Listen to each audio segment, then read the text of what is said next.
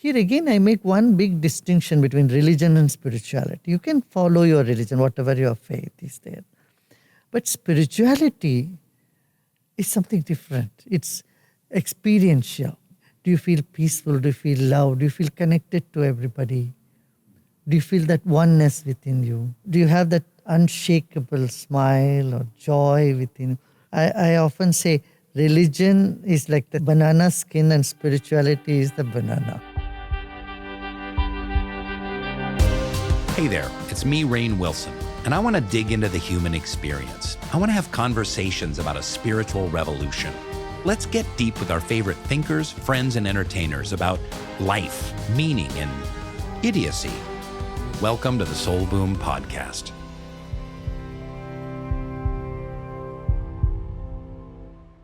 Gurudev, welcome to Soul Boom. Thank you so much for making time to meet with us. Thank you, Rainn. I have so many questions to ask you. So I told you before we started, my mother was a yoga teacher for many, many years. She started in the mid-'80s. Good. And in the United States, there wasn't a lot of yoga going on in the mid-'80s. Maybe in certain sections, parts of Southern California or maybe New York City or something like that. But she was in suburban Boston.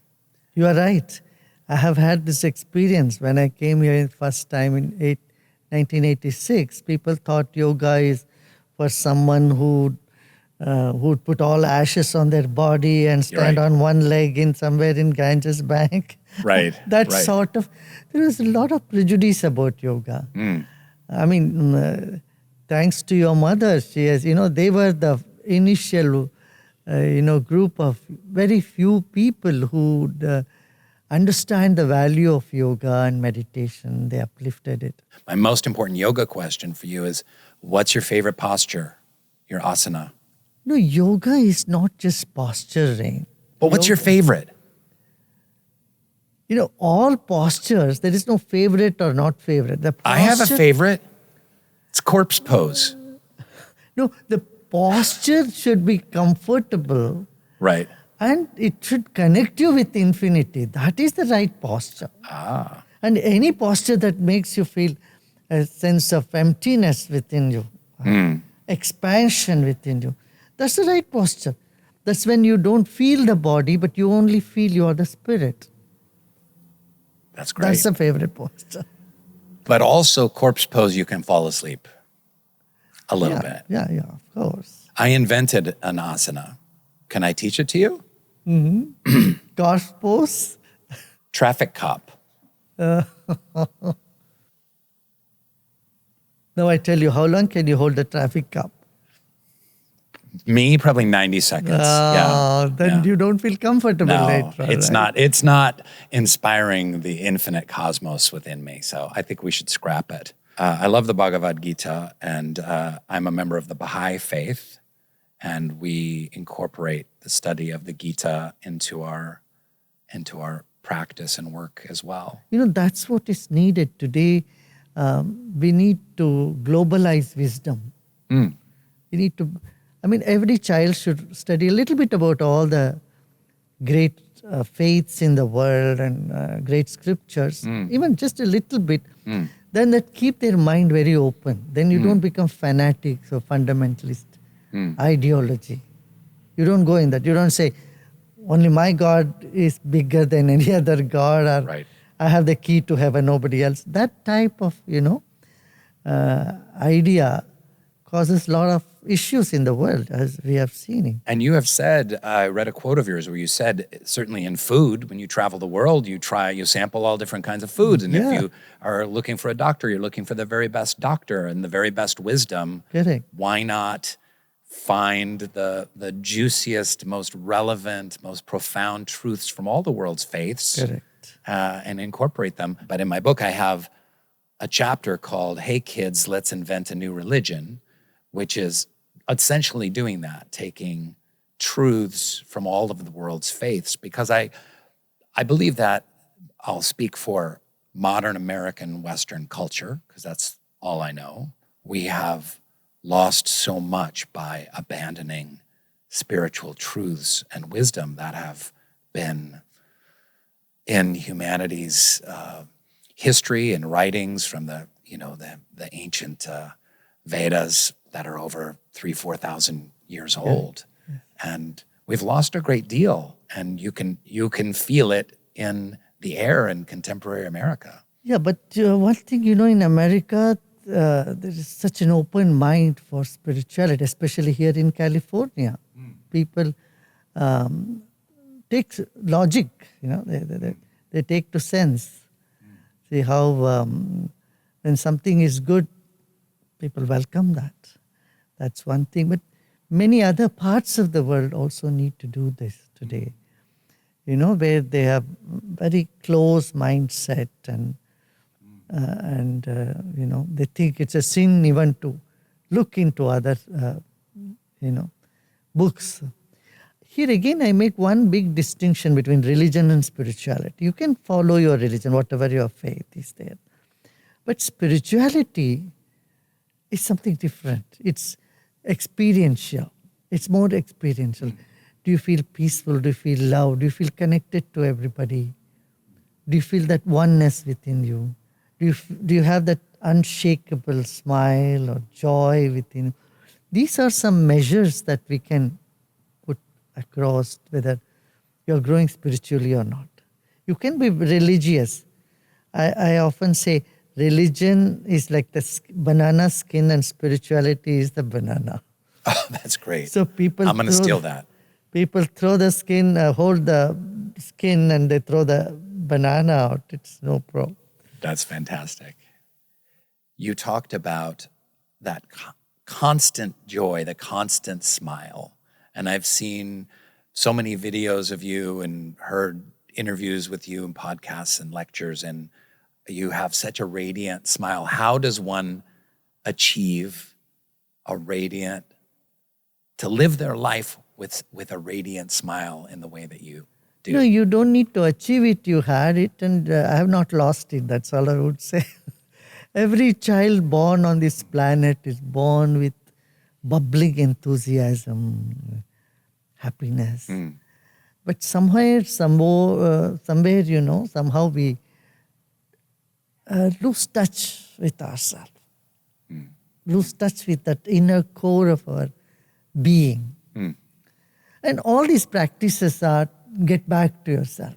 And once you are in the inner space of total freedom, then you feel connected to everybody. I've traveled around the world so many times. I've never felt out of place. Or I never felt this is not my country, this is not my people. Never. And people also have had the same experience. Because you only reflect, others reflect what you are and you reflect what others are. I've traveled from Mongolia to Argentina. Everywhere people feel totally at home with me and me too. So that one human connectivity can happen when we realize we are part of one universal spirit. But I love this idea that in some ways the spiritual journey towards peace, towards happiness, towards joy, connectivity is about shedding barriers that have gotten in the way that we had when we were 3 or 4 years old. I think the barriers develop little later. You put children in a room and they mix with everybody. Every baby, every child is a yoga teacher. Have you noticed that? How so?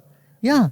If you observe a baby from the age of 3 months to 3 years, they would do all by postures. Ah, not traffic cop. No. Maybe that also. So you will find them doing all the postures. Yeah. Their breathing, their rhythm of the breath is much different from an adult. They breathe more from their belly. And if they cry, they cry. And they get angry intensely. Yeah. But that just disappears as fast as they got into it.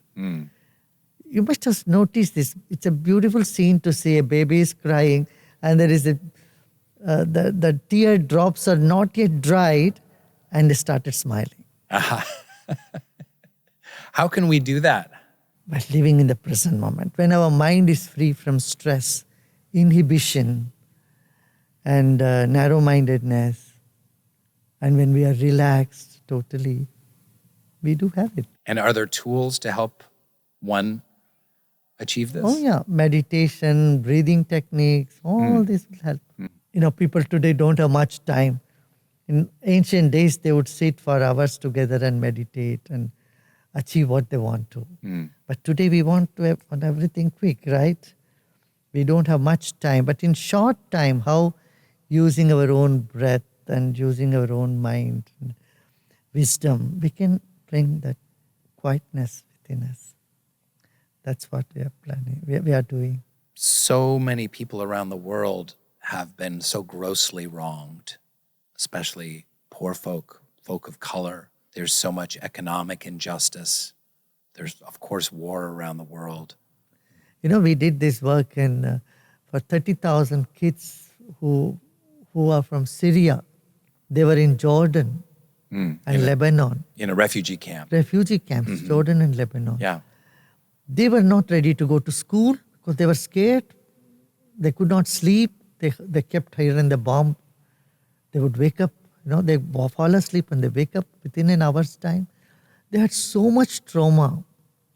And just feeding them pills doesn't really work, you see. It may work for some time, but on a long run, it doesn't really help them. So we went in and we adopted them and we started giving them the breathing technique and exercise. And you should listen to their experience. Wow. It is so heartwarming. That's beautiful. Yeah. That's great.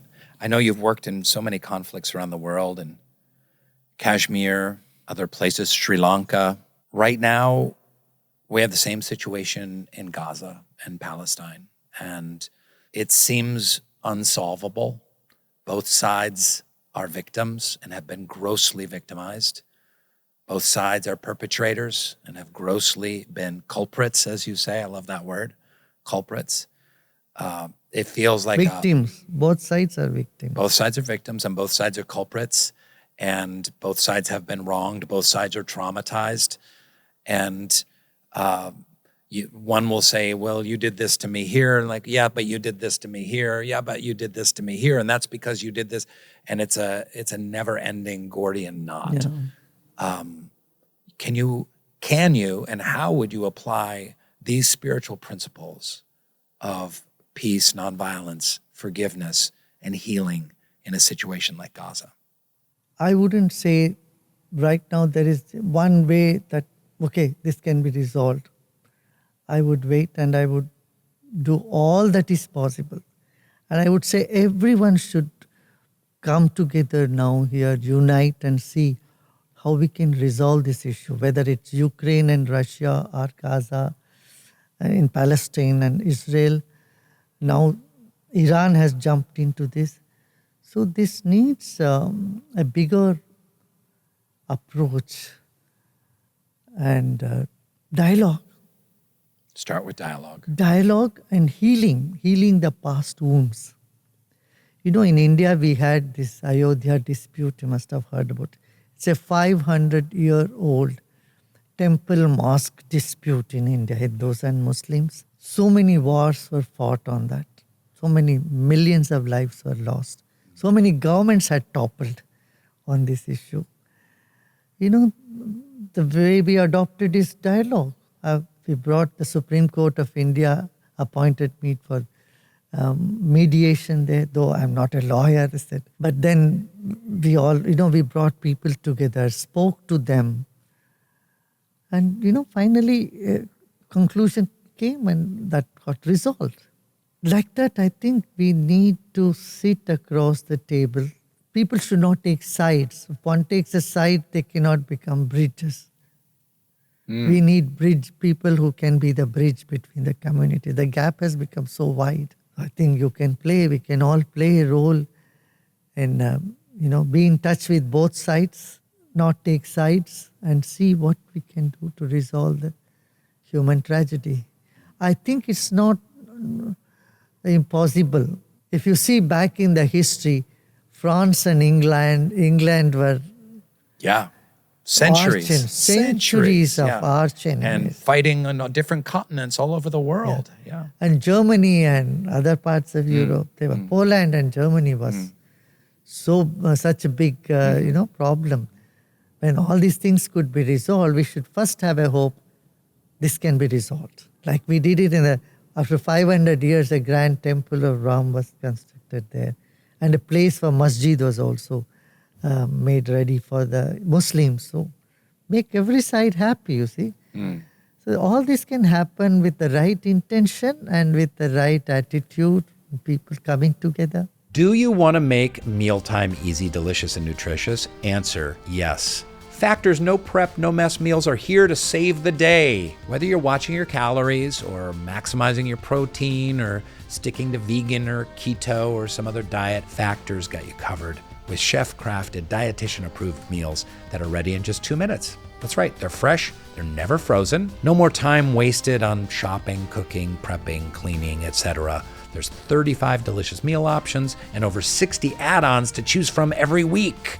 It's amazing. Factor brings variety and convenience right to your doorstep. So what are you waiting for? Head to factormeals.com/soulboom50 and use the code soulboom50 to get 50% off your first box plus 20% off your next month. That's code soulboom50 at factormeals.com/soulboom50 to get 50% off your first box plus 20% off your next month while your subscription is active. Make today the day you kickstart a new healthy routine with Factor. There is an aspect in you that is not changing. And everything else is changing. Even the changes you recognize because there is an aspect which is not changing. You need, even to recognize a change, you need a reference point. Right. And the reference point is where we have to log on to. And that's it. The job is done then. Who am I? I'm just the space. I'm just the energy. I'm just the vibrations. That switch in the mind. Now, when you are in turmoil, any amount of you telling yourself, get out of it, this is not you, and all that doesn't work. What works at the time is attention on your breath. Because every emotion has got a specific rhythm to it in the breath. This you learn in the theatrical, houses, colleges, theatrical school, where they teach you when you have to get angry, you have to breathe fast, right. And you have to feel love, you have to breathe slow, and all that. So this is a secret of breath that we have not been taught, or we don't pay attention to it. So by manipulating the rhythm of your own breath, you can get out of your bad mood. And you don't have to continue feeling, oh, I'm so sad, I feel like this, I feel lonely, I feel not so good. Hey, come on, wake up. You are the master of your life. You can just have a say over your own moods. And breath will help you to have a say on your own mood. It seems like the universal condition these days, especially with young people, is anxiety. And loneliness. Let's get to loneliness in a second. Let's start with anxiety, which is something that I relate to. It's something that I have suffered from and dealt with. I've been overwhelmed by it. I've had to learn how to deal with it on a daily basis. What is anxiety? And how can the breath and the consciousness be used to relieve oneself of anxiety? Anxiety is the intense sensation somewhere between throat and chest and navel, this region, so thorax region. That's when the anxiety. That is triggered by fear of the future and lack of understanding of one's past and lack of vision of the future. There are 4 ways to see. Anxiety has not come to you for the first time. You have had it before. And you look back and see, you will feel very foolish being so anxious at that time. Right. right? Yeah, we can do that all the time. We can look back and be like, God, I was so anxious about, whether this person was going to call me back or not. And then turns out they were sick, and then they called me back, and it was all fine. But I spent so much time and energy and worry about this thing. Oh, that's so silly. We're able to let that go. So if you look at your own thing, then that is a big lesson for you to be not so anxious now. You feel so much used to the situation you are in, number one. Second is you have to see that everything changes. This will change. This too will change. It's not going to be with me forever. Third is invoke the valor inside of you. You say, yeah, I will be able to handle this. So what? Valor, yeah. Invoking the valor inside. Invoking the valor inside of you. That's beautiful. That will help you sail over. Anxiety will just evaporate. How does one find the valor inside of, I imagine people watching right now, and maybe they have some mental health issues and dealing with anxiety, and they're like, I just don't have any valor. That's not who I am. I'm really struggling right now. All those who get angry can get valor also. Anger is also, a reflection of valor. Or a gateway to valor. Yes. Gateway to valor. And then the fourth, if you cannot do this, then fourth point I would say is know that there is a bigger spirit, the universal consciousness.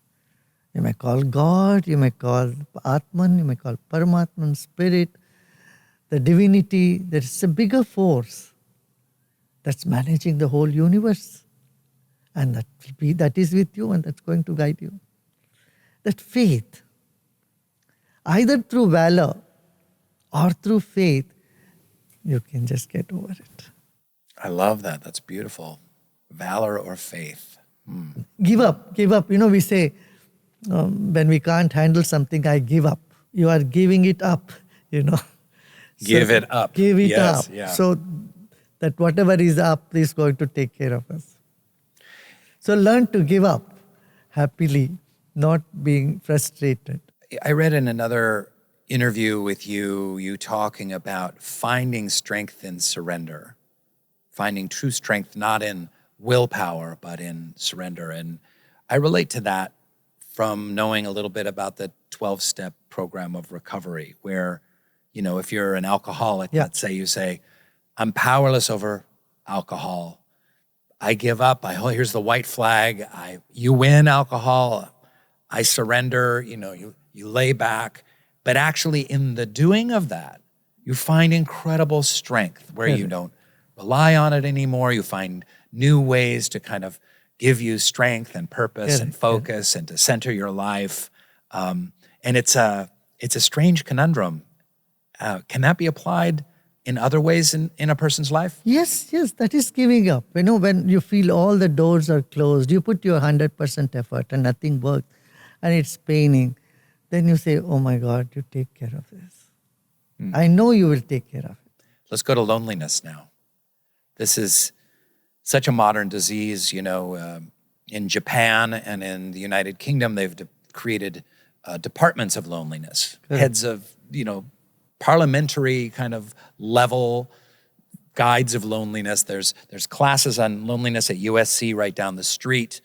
It's an epidemic of loneliness. The Surgeon General has come out and said there's an epidemic of loneliness. When you look at the statistics, my 19-year-old son is with us here today, and the amount of time that teenagers used to spend with each other in the same room used to be a lot. It used to be 2, 3, 4 days a week. And now it's like 1 or 2 days a month that they're together. Our screens keep us divided just constantly. You said it. Yes. This makes us feel like we're connected, but in actuality, it can divide us. But it's such a heartbreaking... not necessarily the screens divide you. I would not agree that screens would divide you. But what really we miss is the screens don't bring up the vibrations. See, we're all vibrations. We all emit vibrations. Now I'm getting the vibrations of rain here, and and Siggy and your son. I mean, we all emit vibrations. And when we connect ourselves with everybody else's vibration, then we feel sort of togetherness and feel loved. When we don't give chance to be with people in real time, don't feel their vibrations, then what happens? Our subtle body starts shrinking. When you say subtle body, what does We that have, mean? we have 3 bodies. Oh, goodness. Okay. There's a little bit I esoteric. have one big, beautiful body. It's a little esoteric. Okay. Let's go there. This is physical body, we all know. Physical body is what we are using in waking state of consciousness. All right. With more active.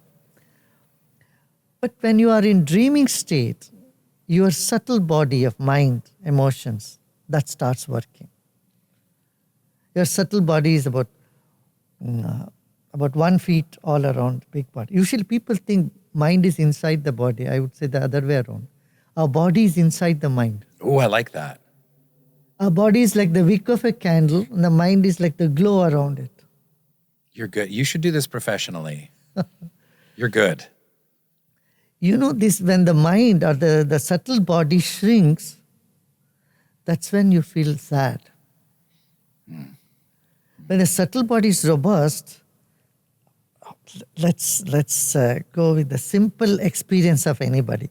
When you are happy, what is the sensation you get being happy? A glow. Someone says, "Oh, Rainn, you are excellent. You are the best." The word. What happens to you?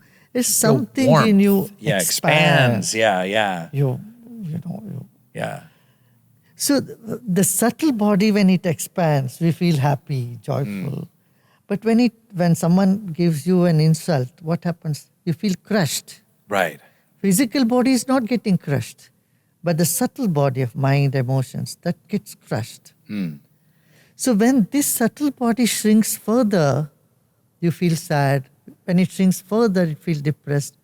Then you feel suicidal tendency. It's just an extension of it. It is just like, say, I have this scarf. If it is too tight on my neck, what is my tendency? I just want to pull it out, throw it out, right? So when the subtle body shrinks too much, then you get suicidal tendency. When through the breathing, through meditation, when subtle body is energized, it's like almost like a gymnasium for subtle body.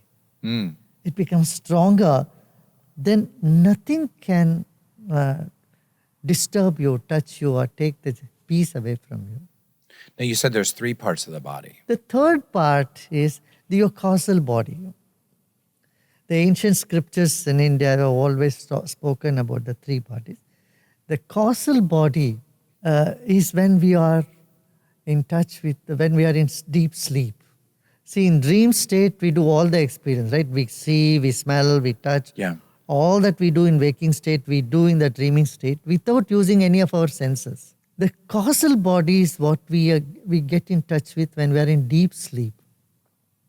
Suppose in one night you had only dreams. When you wake up, you feel more tired and exhausted. You might have noticed. Yes. The deep sleep, our causal body is infinite. It's huge. When we are in touch with that, then we get energized. Our body, mind, spirit, everything gets energized. That's why deep sleep is essential. And deep sleep is you experience being not conscious. Meditation is a conscious deep rest, wherein you experience the same rest you experience in deep sleep. At the same time, you are alert, awake. Do you pray? Where does prayer fit in to these tools that you use in terms of breath work and meditation work? See, let's see what is prayer. Prayer has 2 aspects. It happens to you in 2 situations. Okay. One is when you are helpless. So you want help. Please help me. Please save me. I take refuge in you. That's one thing. The second instant of prayer is when you got something. So I'm so grateful. I was not worthy of it. I got much more than what I needed. So I thank you.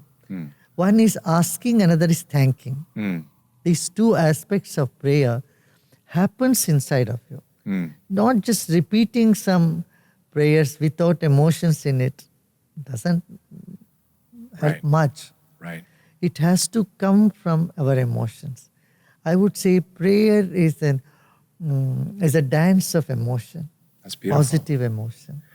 The author, Anne Lamott, who was on Soul Boom, she has a book called Help, Thanks, Wow, which are the three types. She views it as three types of prayer. So help, like help me, and thanks, like you say, oh, I'm so grateful, but also wow, expressing wonder, delight, curiosity at the way things are, the beauty, magnificence. Yeah. I would say that wow as part of meditation.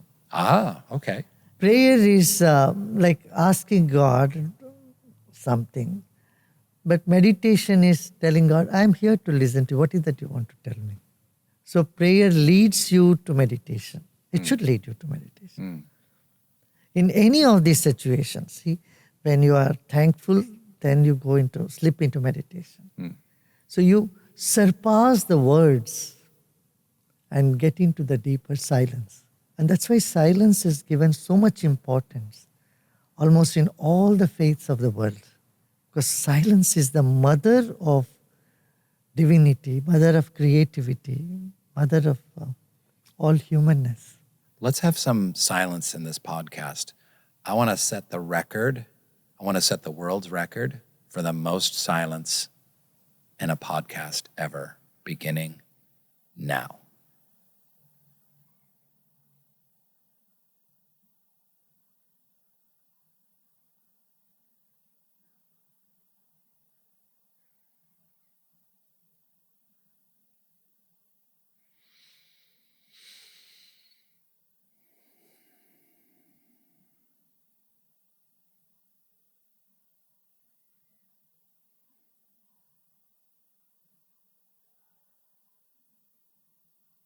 I think my producer is pulling his hair out. I want to get to your peace work, but before I do, I noticed that you had a book, Hinduism and Islam, The Common Thread. There's such division and fear and hate and a long and complicated history between Muslims and in Hindu and in the Indian subcontinent and in that region of Central Asia. What is the common thread between Hinduism and Islam? Well, I have listed many of these sort of practices. I have done a similar thing about Christianity and Hinduism. And I have also done a book on the Dalits and the heritage of Dalits in India. The Dalits are the lowest caste. Lowest caste. Yeah. And how most of the scriptures are the contribution of people from that caste, Dalit caste, which people think are lowest, but they are really high in their, So the main purpose of this is to bring hearts and minds of people together. If you want to see commonness, you can see it everywhere. If you want to see differences, you can see. I usually say, see, there was only one Jesus Christ, and there are 72 sects of Christianity. There's only one Prophet Muhammad. There are 134 sects of Islam. There was only one Lord Buddha. There are 32 sects of Buddhism. And in Hinduism, you can't even count. So many. So the world is bestowed with so much diversity. That's why I say God loves fun. And God loves diversity. God loves fun? Mm-hmm. And God loves I've diversity. never heard that before. No need to fear God. God loves fun. That's why He made such a funny universe. And, God loves diversity. That's why He has not just made one potatoes and say, okay, eat all your life. You're nothing else. So many fauna, flora, and so many type of people. I feel this diversity should be a point of celebration, not a point of contention. Unfortunately, when people take it, make everybody the same or equal, they put everyone else into trouble. I read a quote from you around this, and I wanted to share my experience. I meditate, I wouldn't say daily, but maybe 4 or 5 days a week. And the thing I find most beautiful about it, the most enlightening about meditation is I can sometimes achieve a very subtle state where I'm in the ocean and I recognize that I am not my thoughts and I am not my feelings. I am not my identity. I'm not a 58-year-old white man from suburban Los Angeles. And I have thoughts bouncing around like popcorn, and I have feelings churning around like water in a washing machine. But then when I am allowed to, through my meditation practice and breath, recognize, oh, those are a part of me, but they are not me. But yet in our daily lives, we latch on, don't we, and feel that our identity is our thoughts. Our identity is what we're thinking next and what we're feeling next. Can you tell us ways to release that trap of that grasping to thoughts and feelings and identity? Yeah, it's just like, mistaking your shoes for your feet. Okay, yeah. You should know when you can remove your shoes. You can't go to a shower with your shoes on, right? So you should know that this is different. Okay, thoughts are there. So many thoughts have come and gone. What would be good is to look back in your own life. Look at all the thought patterns that has been evolving or coming inside of you. How many times you are worried? How many times you are in a low mood? How many times you are upset? But you are still alive. You have overcome all that. So seeing life from a bigger context helps you to see, hey, okay, I don't mind. These thoughts come and go. Again here, meditation gives you that glimpse of, to begin with, a glimpse of what it is to be the sky without clouds. The sky without clouds. Wonderful. The Clear clouds, sky. The clouds being the thoughts. Absolutely. What is the art of living? Art of living is to make life a celebration. Wow, that's cool. Seeing life from a bigger context of time and space, bringing in that aspect of love and compassion which you have inherent inside you, more to light. And there are, again, meditation and breathing techniques. Yeah, we have developed several courses, about 57 different programs, from kindergarten to, college level and to professionals. Today in the industry there is always hire and fire, and there is so much anxiety. To manage the anxiety, they do need this, meditation and breathing exercise. The sky, our Sudarshan Kriya has been very, very effective in this sense. And also in the prisons. Prisons, yeah. People act at the spur of a moment doing something, then they keep regretting. They go to the prison, the correctional house, the correctional house doesn't really correct them. They come back being much bigger criminals. They get it's like an idea exchange for them there inside out. yeah. So, but when they go into meditation there, when they understand about their breath, we usually touch on 7 layers of our existence. Little bit about our body, as you said, traffic pose, yoga. So something about yoga, little bit about body, Yeah. and breath. Breath is the link between our body and emotions. When you can't directly handle your mind, when you have depression, when you have rage, anger, and all these feelings, grandmas used to say, go to the corner and count 10, right? It doesn't work anymore. So we need to do something to get rid of that. And I found the breathing is a very, very important link. We learn nothing about breath, in school or college or even at home. And yeah, it's the stuff of life. You're absolutely right. And if you talked about the baby crying and the tears drying and all of a sudden the baby bubbling with laughter, and that's through the breath. And so often I find myself like holding my breath and only just breathing the minimum, in my car or texting or being busy, just the absolute minimum. And I fall so easily out of touch with my own breath. The breath has a lot of secret to tell us. And if we go a little bit deeper into it, it can improve our intuitive ability. It can help us to energize ourselves. It improves our immune system. And most of all, today, the biggest challenge we have is attention deficiency syndrome. You are talking to somebody and they're not even listening, right? The attention span has reduced so much. I'm sorry, what were you saying? Exactly this one.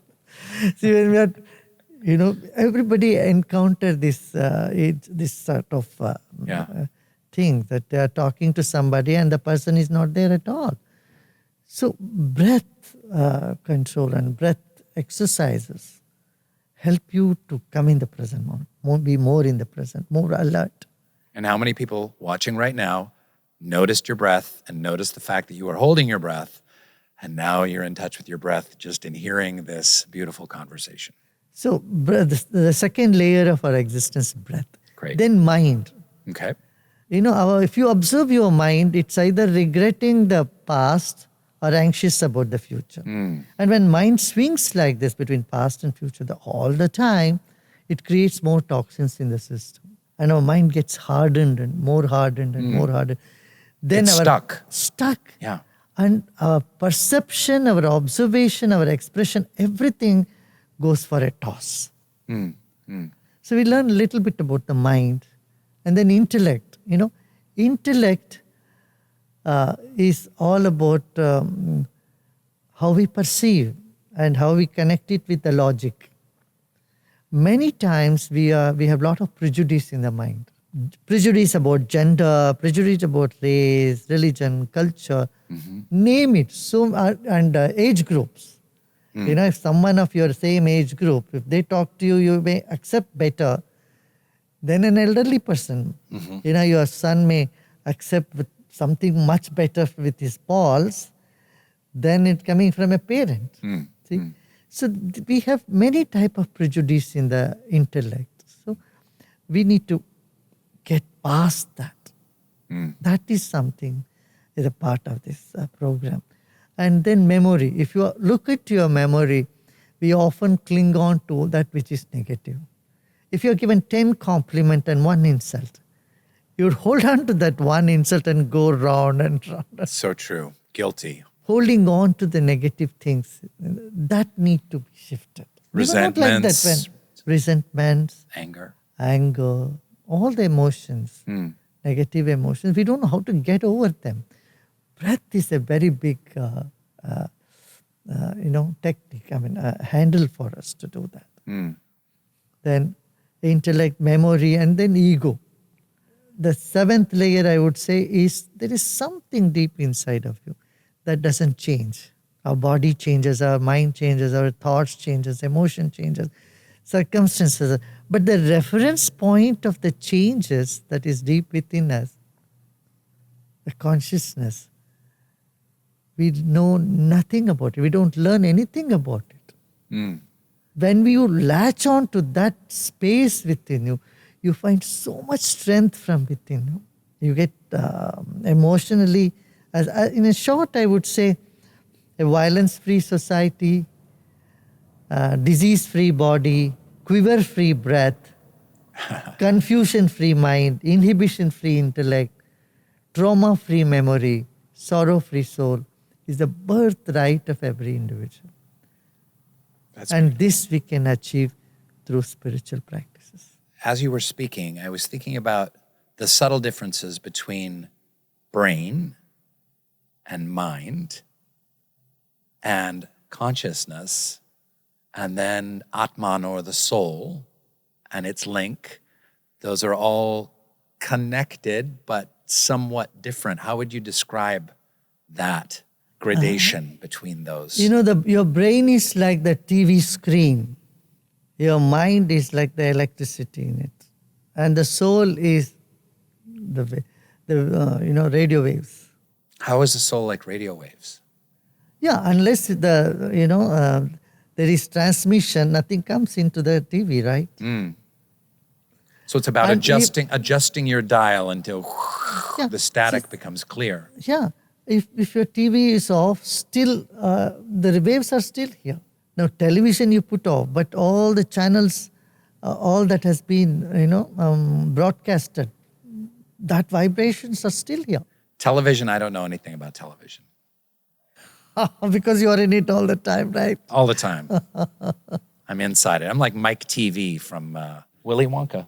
My son answered my question. We've got a Substack. If you love the Soul Boom podcast, you're going to want to get our weekly newsletter Substack sent to your inbox. A lot of them delve into the ideas around the podcasts that we're doing that week. So sign up, please subscribe.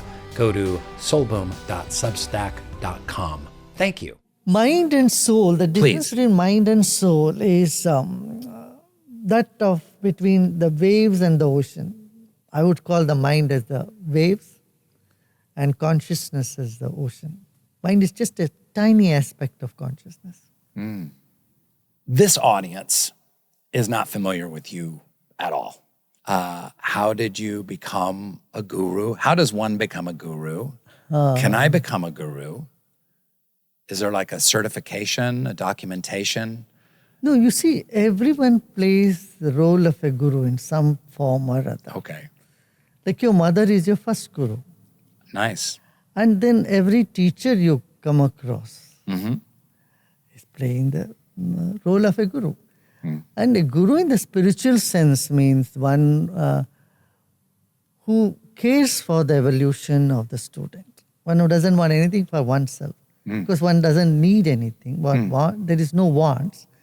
And you'd like to guide everyone towards unconditional love. And the space that who we really are.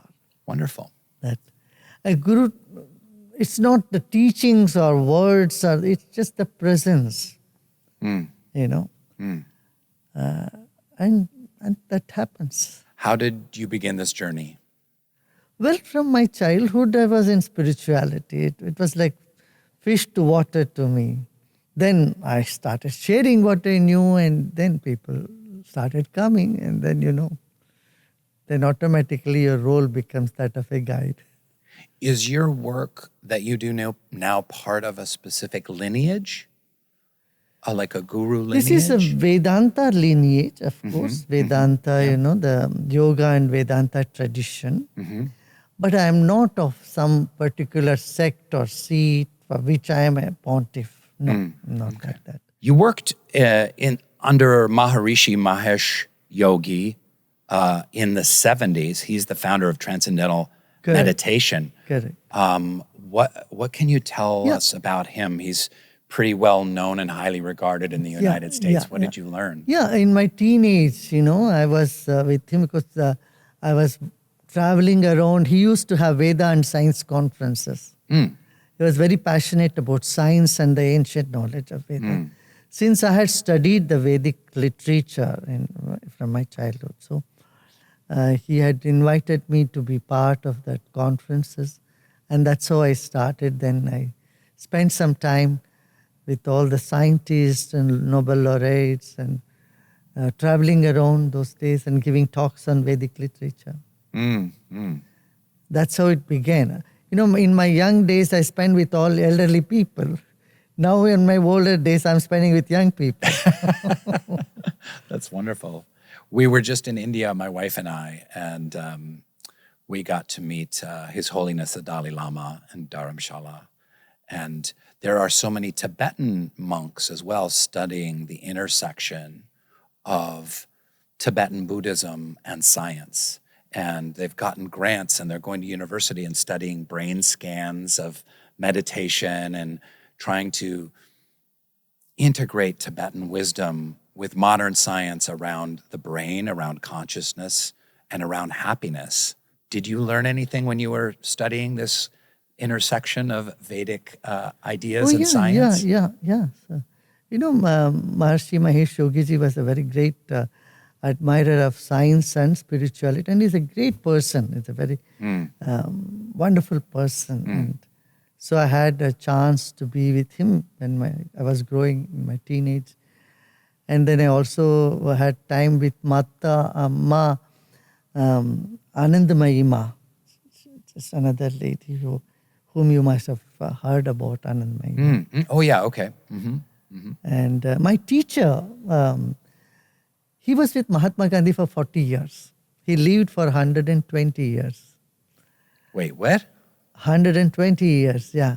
Wow. And his Sudhakar Chaturvedi, he was the teacher of Mahatma Gandhi, and he taught him Bhagavad Gita when he came to India from South Africa. So, as I said, my young days were spent with all elderly people. Let's talk about your peace work. I saw the very short but incredibly compelling documentary, and we'll put a link on our YouTube channel about the work you did with the FARC in Colombia. Can you tell us a little bit about what was the spark that you were able to add to the ongoing discussions of a 40 or 50 long year conflict that helped open people's hearts just a little bit? I felt like you tipped the balance just a little bit, a few grains of sand, where people were able to open their hearts enough to be able to imagine peace. It was a really beautiful story that unfolded that you played a small but significant role in. You know, it's a 52-year-old conflict. We all know about it, FARC. There were 20 million people who are internally displaced. And we have been doing a lot of trauma relief work. Our volunteers have been working in Colombia. And recognizing this work that we have done, the Colombian government gave me their highest civilian award. So I went for the award ceremony. After the award ceremony, there is a formal handshake with the president. It was supposed to be for 5 minutes, but it lasted about 50 minutes. The President Santos was very concerned about the state of affairs because the peace process had broken down. They were not amicable for US mediation. And then Europe tried, Norway tried, everything had failed. So he said, the only option I see is a military option now. But I feel so pained that 40,000 lives will be lost if this continues like this. So I told President Santos, why not I go and try something there? So he said, I don't think there is much hope, but any help is welcome. You can do it. So the next day I flew from there to Havana. And I wanted to meet with these people. There were 15 commanders of FARC there.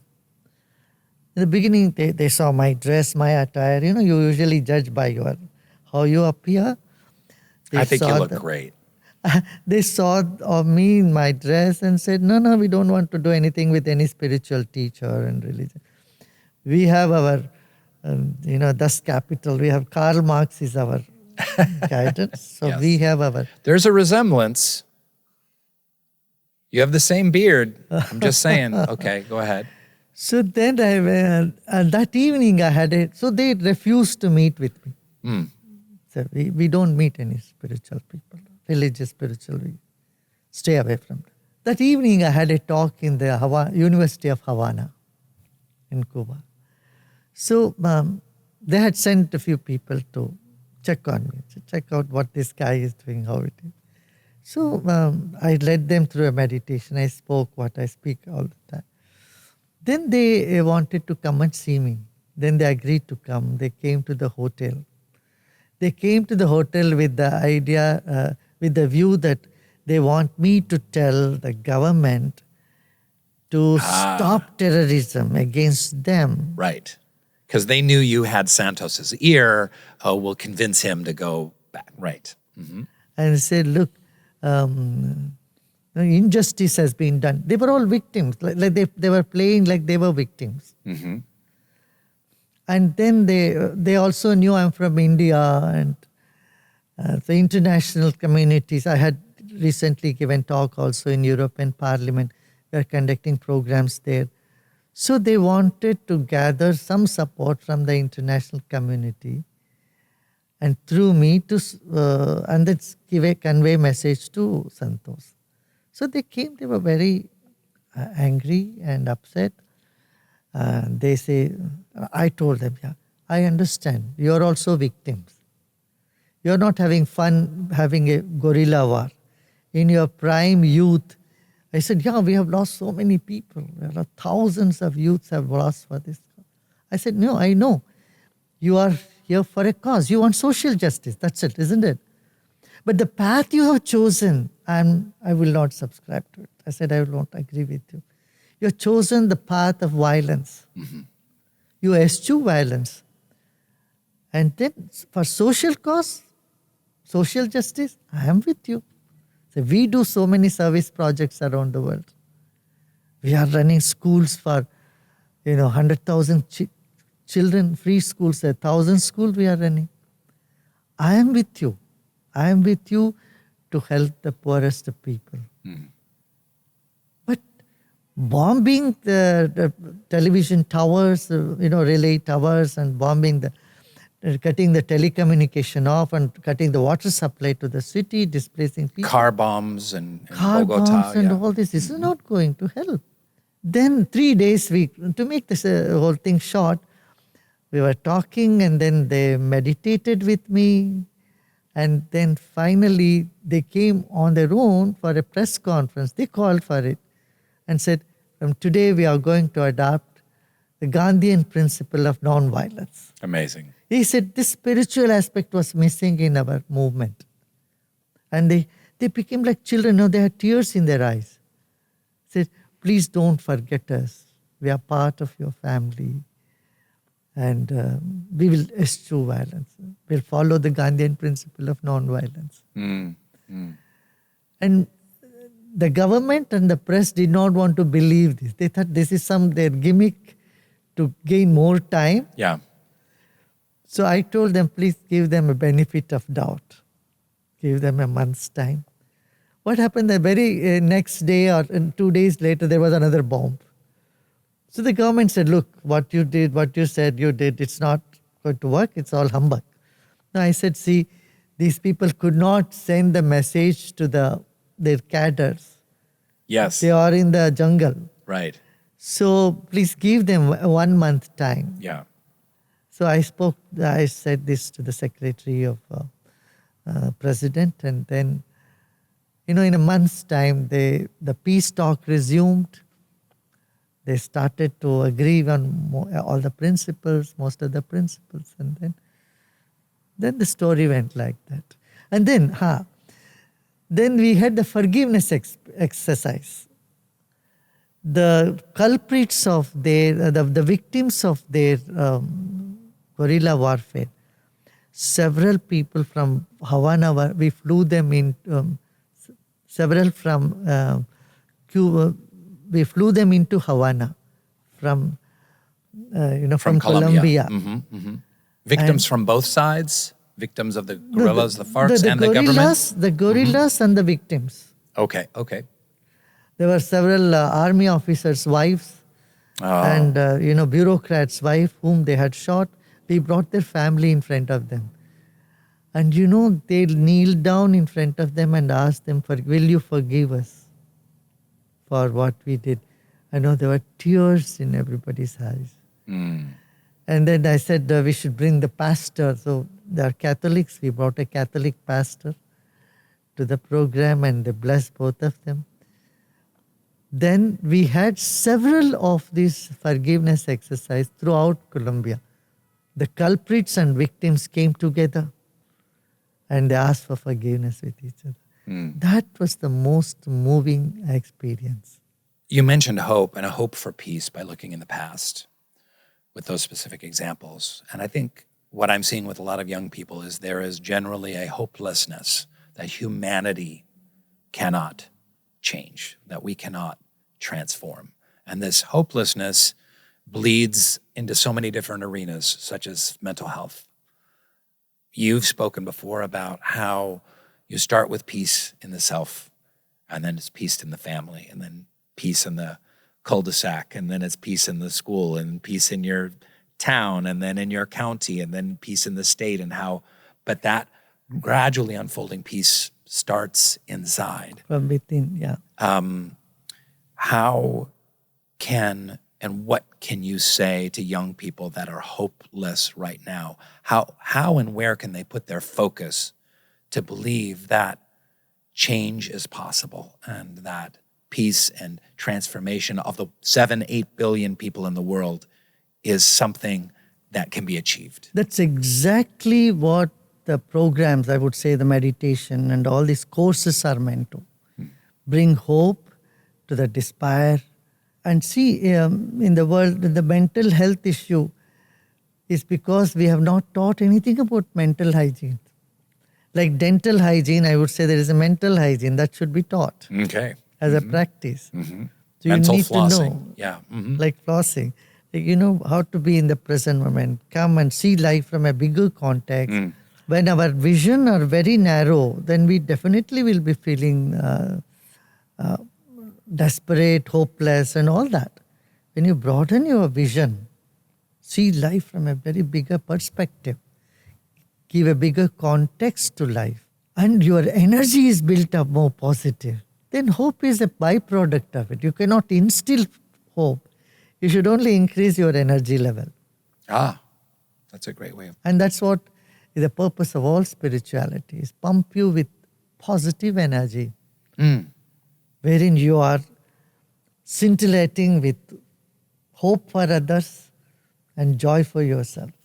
Couldn't have said it better myself. Thank you, Gurudev. Thank you so much. Thank you, Rainn. So Appreciate your time. The Soul Boom Podcast. Subscribe now on YouTube, Spotify, Apple Podcasts, and wherever else you get your stupid podcasts.